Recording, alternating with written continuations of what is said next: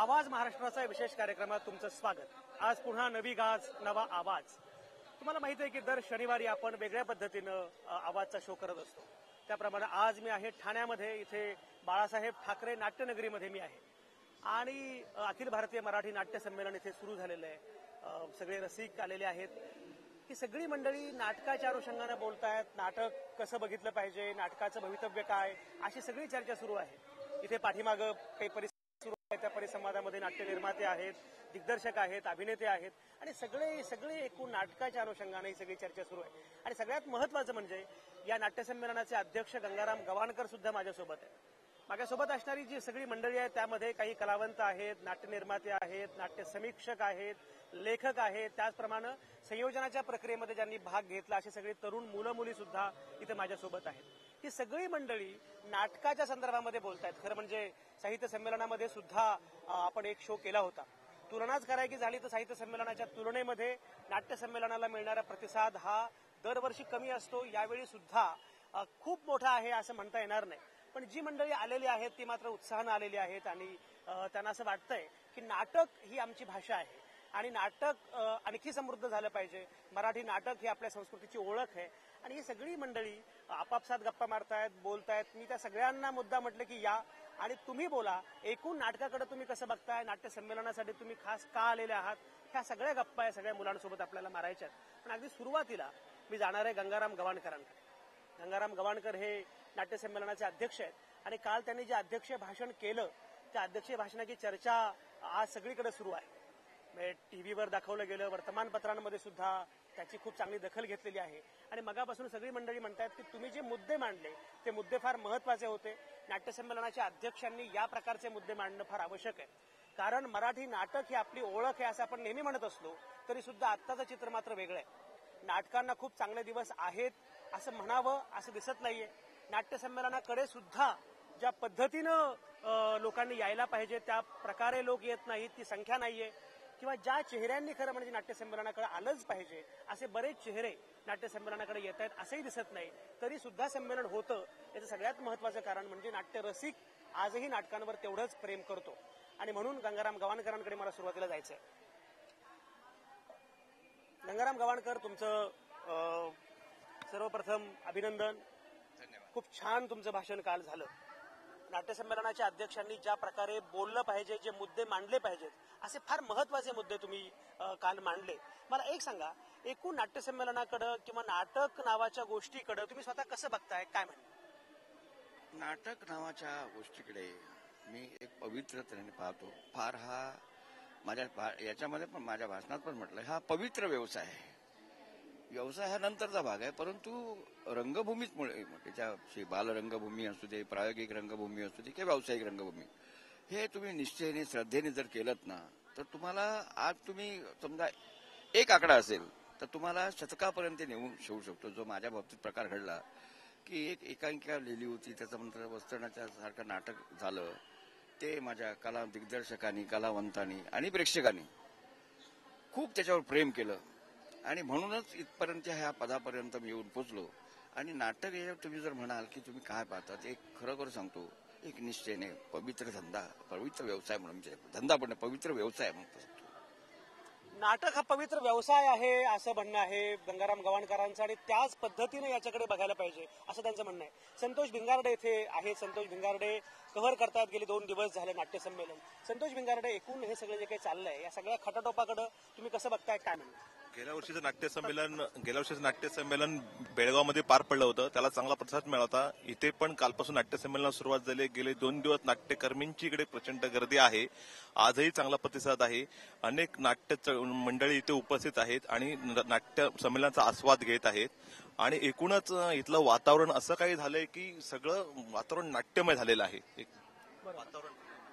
एकूण वातावरण नाट्यमय झालेलं आहे, पण तरी सुद्धा मी मगाशी म्हटल्याप्रमाणे ज्या प्रकारे प्रतिसाद मिळाला पाहिजे त्या प्रकारचा मिळत नाही, हा एक भाग आहे। दुसरं म्हणजे हे संमेलन इतकं भगवं करून टाकलेलं आहे की शिवसेनेला असं वाटतंय बहुधा की हा शिवसेनेचा पक्ष मेळावा आहे असं वाटतंय की काय मला माहित नाहीये। पण या सगळ्या वातावरणामुळे एकूण जे पावित्र्य, मगाशी गंगाराम गवाणकर सांगत होते की हा सगळा पवित्र उद्योग आहे, याचं पावित्र्य जपलं पाहिजे. पण प्रत्यक्षात मात्र शिवसेनेनं एका अर्थानं भगवं सगळं संमेलन केलेलं आहे आणि त्याच्यामुळे अनेक रसिक जे आहेत त्यांनाही असं वाटतंय की हे संमेलन हे नाटकाचं आहे की एका पक्षाचं आहे. खरं म्हणजे अरुण घाडेगावकर माझ्यासोबत आहेत. अरुण घाडेगावकर, या पद्धतीने संमेलनाचं आयोजन करणं म्हणजे शेवटी असं आहे की प्रत्येक ठिकाणी कुठले तरी राजकीय पक्ष असतात, कुठले तरी उद्योजक असतात, साहित्य संमेलनामध्ये PD पाटील होते, सगळीकडे असे लोक असतात. पण तरी सुद्धा नाटकापेक्षा कोणी मोठं आहे असं होता कामा नये. मग तो पक्ष असेल किंवा राजकारण असेल, असं काही घडलंय इथे, हे टाळलं असतं तर बरं झालं असतं असं वाटतं. कसं आहे ना की फक्त उद्घाटनाच्या वेळेला फक्त राजकीय व्यक्ती इथे होत्या.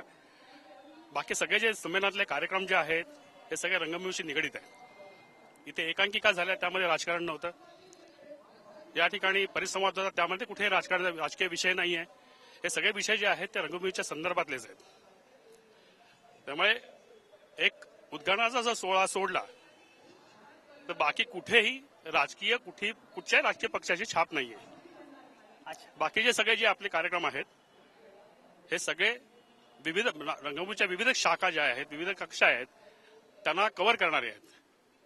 त्यामुळे कुठचाही राजकीय असा या ठिकाणी जरी भगवा जरी रंग दिलेले असले इथे तरी पण राजकीय पक्षाचं असं हे संमेलन नाहीये. आणि एक असा भाग असतो की नाट्य संमेलनासाठी जो आर्थिक भाग आहे हा राजकीय व्यक्तींकडनं येतो.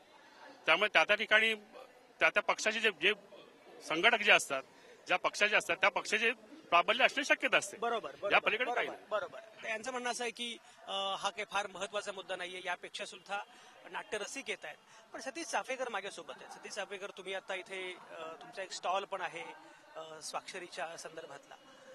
सतीश चाफेकर, मला सांगा, तुम्ही गेली अनेक वर्ष मला वाटतं संमेलन बघताय आणि हे करत आहात. संमेलनाला मिळणारा प्रतिसाद जो आहे त्याच्याबद्दल मी स्वतः जेव्हा आलो तर मला असं वाटलं की अरे या संमेलनाला खरं म्हणजे आणखी प्रतिसाद मिळाला पाहिजे होता. नाटकावर एवढं प्रेम आहे मराठी माणसाचं. आपण कायम सांगत असतो की मराठी माणूस हा नाटक वेडा आहे, तरी सुद्धा हा प्रतिसाद कमी आहे असं वाटतं का? आणि हे चित्र बदलण्यासाठी काय करायला पाहिजे? पहिली गोष्ट, मी हा एक उत्सव म्हणतोय आणि या उत्सव संध्याकाळी बघा लोक येतात. ती नाटकावर प्रेम आहे नाही असं नाहीये. एक लक्षात घ्या, नाटकांचे चढ धरे असतात, 300-400 लोक एका फॅमिलीला परवडत नाहीत ते. पण नाटकावर प्रेम आहे. आज कुठलाही नाटकातला कलाकार असेल लोक त्याच्याकडे आकर्षाने बघतात. आज आकर्षण तेच आहे. आणि गैरसमज करू नये की नाटक वगैरे मृत होते, सगळे कलाकार वगैरे व्यवस्थित राहतील. आणि दुसरी गोष्ट म्हणजे की पत्रकारांनी जो रंग दाखवतात ते दाखवू नये. लोक प्रेम करतातच हे मला माहिती. आज स्वाक्षऱ्या बघा लोक येत आहेत, प्रत्येक माणूस भूतकाळामध्ये जातोय. नारायण काळे यांच्या दत्तापट लागू बघून भूतकाळात जातोय. लोकांचं प्रेम अजून ते कायम आहे. आपल्या मुलांना सांगतात नटसम्राट ह्या लोकांनी केलेलं आहे ही, आणि ती मुलं ऐकतात, हे महत्वाचं आहे. बरोबर, लोकांचं प्रेम कायम आहे. मला सगळ्यात कौतुक वाटतंय, तरुण मुलं मुली इथे इतक्या मोठ्या संख्येनं आहेत आणि मस्तपैकी लाल टोप्या घालून ही सगळी वानर सेना इथे ज्या पद्धतीनं काम करते आहे. आणि खरं म्हणजे हे जे सगळं झालंय त्याच्यामध्ये नाव कोणाचंही असेल पण प्रत्यक्षामध्ये जे काम ही तरुण मुलं करतायत त्याच्यामुळेच खऱ्या अर्थानं हे संमेलन होत. मला उत्सुकता अशी आहे की या पोरांकडे एवढी माध्यमं आहेत, म्हणजे सिनेमा आहे, हातामध्ये व्हॉट्सअप आहे आणि एवढ्या सगळ्या गोष्टी आहेत की व्हॉट्सअपमध्ये गुंतलं की दिवस कसा जातो ते कळत नाही. एवढं असताना सुद्धा नाटकाचं संमेलन, त्याच्यामध्ये आपण भाग घ्यावा, पुढाकार घ्यावा, असं का वाटलं मृणालिनी? काय तुझं म्हणणं आहे? नमस्कार, माझं नाव भैरवी. नाट्य संमेलनामध्ये आम्हाला सहभाग घेण्याची संधी मिळाली, ह्याच्यात आमचं खूप मोठं भाग्य आहे. दुसरी गोष्ट, जसं तुम्ही विचारलं की सिनेमा आहे, व्हॉट्सअप आहे, बऱ्याच सोशल मीडिया साईट्स आहेत ज्याच्यामध्ये आमचा वेळ अगदी आरामात जाईल. पण जे आम्ही इथे शिकतो आहे, इथे कामं करून त्याच्यात आम्हाला इतका आनंद मिळतो. आणि नक्कीच म्हणजे आम्हाला अनुभव तर मिळतोच आहे, पण जे व्हॉट्सअपवर बसून आम्ही करू त्याच्यात काहीच पुढचं म्हणजे भविष्यात काहीच त्याचा फायदा नाहीये. पण जे आम्ही इथे करतोय त्याच्यामुळे आम्हाला इतकं काही शिकायला मिळतंय की ही जी लोक आमच्यासमोर जी मोठी आता आम्हाला मोठी दिसत आहेत ती कशी मोठी झाली, त्यांनी जे परिश्रम घेतले ते आम्हाला शिकायला मिळतंय की त्यांनी नक्की काय केलं. दुसरी गोष्ट, नाट्य संमेलनात आम्ही स्वतःहून सहभागी झालो की आम्हाला यायचं आहे. त्याचं कारण असं की नाटक जेव्हा आपण बघतो तेव्हाच आपल्याला इतकं जिवंत वाटतं, तर आम्ही तर त्याच्या आजूबाजूनी फिरतोय, त्यामुळे आम्हाला आमचं जिवंतपणा आम्हाला अजून जाणवला की आम्ही कामं करतोय. टाळ्या. भैरवीसाठी भैरवीने खूप महत्वाचा मुद्दा मांडलाय. ती असं म्हणाली की नाटक ही इतकी लाईव्ह गोष्ट आहे. बाकी सगळीकडे तुम्हाला रिटेक किंवा काही करता येणं शक्य असतं, पण नाटक ही मात्र वेगळी कला आहे आणि त्याच्यामुळे ही सगळी माणसं काय प्रकारे विचार करतात, काय प्रकारे काम करतात, हे सगळं आम्हाला या निमित्तानं जवळून बघता आलं. गोविंद चव्हाण आत्ता आहेत माझ्यासोबत इथे. गोविंद चव्हाण हे नाट्य निर्माते आहेत आणि खरं म्हणजे नाटकामध्ये आपल्याला चेहरे दिसतात, पण त्या चेहऱ्याच्या पाठीमागचा निर्माता खूप महत्वाचा असतो आणि नाटकाचं बरं चाललंय किंवा वाईट चाललंय हे निर्मात्याला सगळ्यात पहिल्यांदा कळतं, की म्हणून त्यालाच माहिती असतं. गोविंद चव्हाण या सगळ्या नाट्यसंमेलनाकडं आणि आत्ताच्या मराठी नाटकांच्या स्थितीकडं कसं बघताय, काय म्हणताय? अत्यंत महत्वाचा प्रश्न आहे हा. संमेलनाच्या बाबतीत बोलायचं झालं तर गेली 15 वर्ष मी नाट्य संमेलनाला न चुकता जातो एक नाट्य निर्माता म्हणून. आणि ह्या नाट्य संमेलनाच्या वेळचं माझं एक रिलेशन वेगळं आहे, कारण का गंगाराम गवाणकरांचा मी मानस पुत्र आहे. त्यामुळं त्यांच्या निवडीपासूनचा, म्हणजे इथे माझ्यासमोर संजय डहाळे आहेत, अरुण घाडीगावकर आहेत, हे निवडीपासून आम्ही ह्यांच्या क्षेत्रात आहोत, म्हणजे ह्यांच्या सोबत आहोत. आणि आत्ताचं जे नाट्य संमेलन आहे की 8-10 दिवसापूर्वी ठाण्याला आम्ही येऊन गेलो. अक्षरशः फक्त इथे सांगाडा होता, पण ह्या 2 महिन्याच्या कालावधीमध्ये जे नाट्य संमेलन कसं करायचं असतं हे ठाणेकरांनी दाखवलं. त्याबद्दल सर्वप्रथम मी ठाणेकरांचा. दुसरा विषय असा आहे की आता ह्या तरुण पिढीनं सांगितलं किंवा तुम्ही त्यांना प्रश्न विचारलात की ऍप आहे, तुमचं व्हॉट्सअप आहे, ह्याच्यामुळे तुम्हाला नाटकाकडे वळायला थोडंसं हे होतं का? मी म्हणतो की त्या क्षेत्रामध्ये पण आम्ही आता जाहिरातीसाठी गेलो आहोत, पण नाट्य क्षेत्र हे 3 नंबरला गेलेलं आहे. कारण का आज तुम्हाला घरात बसून 1 नंबर टीव्हीवरती सगळं काही बघायला मिळतं. दुसरं म्हणजे सिनेमा, की जिथे तुम्हाला 60 रुपये आणि 100 रुपये फक्त देऊन की आराम खुर्चीमध्ये बसून 3 तास बघायला मिळतात. पण नाटकाकडे यायचं झालं तर 300 रुपये. आज एक कलाकार 15 वर्षापूर्वी का 10 वर्षापूर्वी जी काय 1,000 रुपये नाईट घेत होता, त्याची आज जवळजवळ 10 ते 12 हजार रुपये नाईट झालेली आहे. आणि 10 वर्षापूर्वी जे 100 रुपये तिकीट होतं ते आज 300 रुपये झालेलं आहे. त्यामुळे महागाई वाढलेली आहे. तर मला एवढंच तरुण पिढीला सांगायचं आहे की तुम्ही प्रत्यक्ष रंगमंचाकडे येऊन नाटक बघण्यासाठी या. आणि खरं मी कलाकारांना हेच सांगतो की तुम्ही सिरियल करा, सिनेमा करा, पण जोपर्यंत तुम्ही रंगभूमीकडून जाणार नाही तोपर्यंत तुम्हाला काहीच शिकायला मिळणार नाही. आणि अत्यंत महत्वाचं, रंगभूमीशी तुम्ही निगडीत राहा.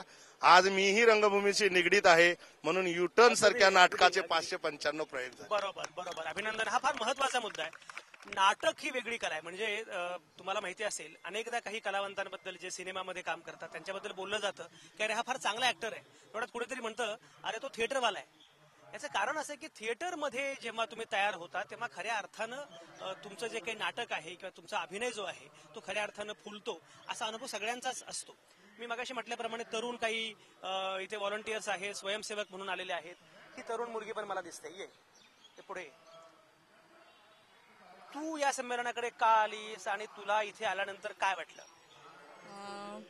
पहिल्यांदा तुझं नाव तर सांग पहिल्यांदा. माझं नाव पूनम तांडे. मी मूळचे ठाण्याचेच आहे. अच्छा. त्यामुळे पहिले ठाण्याचं प्रेम आणि आज त्या निमित्ताने आज इथे ठाण्यामध्ये संमेलनाची ती मुहूर्तमेढ झाली. त्यामुळे ती एक उत्साहाचं वातावरण, त्यात सहभागी होण्यास मिळतंय. सत्कार प्रमुख किंवा त्यांच्या जे मान्यवर आहेत त्यांना जवळून न्याहाळता येत आहे किंवा त्यांच्या जर काय असतील अडीअडचणी त्या सोडवता येतात. प्लस नाटक वगैरे जे आहेत या गोष्टी त्या आत्ताच्या आमच्यासारख्या तरुण मंडळींसाठी फार गरजेच्या आहेत. अगदी अगदी अगदी. तरुण अतिशय उत्साहानं या सगळ्या प्रक्रियेकडे बघतायत आणि मुख्य म्हणजे त्यांना वेगवेगळे चेहरे दिसत आहेत, त्यांना अभिनेते दिसत आहेत की ज्यांना आपण नाटकामधून बघतो, ज्यांना आपण सिनेमातून बघतो, ते प्रत्यक्ष त्यांना बघणं हा जो अनुभव आहे तो अनुभव ही सगळी मंडळी घेत आहेत. ह्या सगळ्या गप्पा आपण अशाच पुढे मारणार आहोत. त्याचं कारण असं आहे की आता काही अभिनेते सुद्धा माझ्यासोबत आलेले आहेत, काही अभिनेत्री आहेत, तरुण मुलं तर आहेतच. या सगळ्यांसोबत आपल्याला गप्पा मारायच्यात की मराठी नाटकाचं वेगळेपण काय आहे आणि जर मराठी नाटक आणखी समृद्ध करायचं असेल, म्हणजे मगाशी उल्लेख केला गोविंद चव्हाणांनी की नाटक उत्तमच आहे, नाटक अतिशय चांगल्या अवस्थेमध्ये आहे, नाटक समृद्ध आहे, पण आज काही वेगळे प्रश्न नाटकासमोर आहेत. ते जे प्रश्न आहेत त्या प्रश्नांकडे आपण कसं बघणार आहोत, या सगळ्या गप्पा आपण पुढच्या भागामध्ये मारणार आहोत. तुम्ही कुठेच जाऊ नका. आता या क्षणी मात्र मी घेतोय एक छोटासा ब्रेक.